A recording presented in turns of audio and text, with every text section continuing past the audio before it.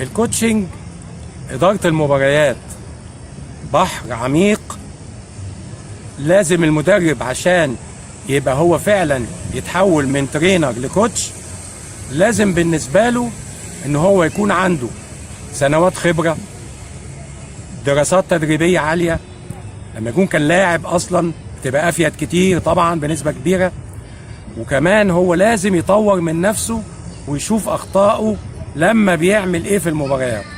الكوتشنج يعني اللي هو انك انت ازاي بتدير المباراة، الادارة الفنية للمباراة مش هنتكلم عليها، قلنا بحر عميق، هنتكلم على جزء صغير منها اللي هي اثناء المباراة ما هي موجودة شغالة. بنلاحظ ان في مدربين بيبتدي يعنف اللعيب بتاعه ويظهر اخطائه وهو بيتكلم بصوت عالي. المدرب بيبقى عصبي طبعا ومحطوط تحت ضغط في المباراة، فنبص نلاقي لعيب عمل غلطة كبيرة معينة، يروح المدرب مزعق له او يسخر منه، وبالذات في قطاع الناشئين اكتر بتبان، يخلي اللعيب بقية المباراة مش شايف ومش قادر يأدي.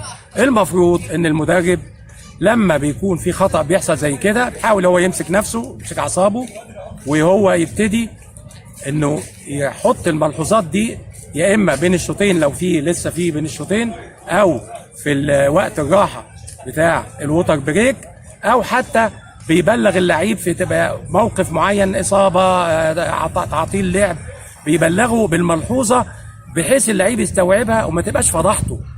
ما تجيش في وسط الجيم وتقول له حد يعمل كده او الحارس وقعت من ايده او بتاع، يروح مزعق. وبتبقى اكتر في قطاع الناشئين. كمان في حاجه تانية برضه بنفس الصدد ده، ان الفرقه التانية بتعمل حاجه معينه، مثلا بتعمل اوفسايد جيم او بتعمل بريس او بتعمل حاجه معينه في نص التكتيك بتاع اللعب بتاعها. ما اجيش انا كمدرب برضه اروح قايل للعيبتي بصوت عالي جدا بيلعبوا على الاوفسايد، او اقول لهم او بصوت عالي برضه اقول ايه بيضغط. ولازم يبقى بينك وبين لعيبتك اسلوب تفاهم، ما يبقاش بتكشف اوراقك للفريق الثاني، وكمان في نفس الوقت ما تعرفش المدرب الفريق الثاني انك انت اكتشفت هو بيعمل ايه، عشان يبقى في عنصر مفاجأة دايما في شغلك.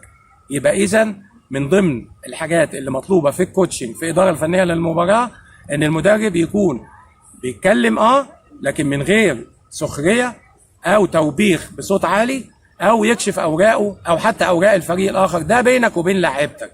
ونرجو ان كل المدربين اللي هو لسه صاعد شوية ياخد باله من النقطة دي.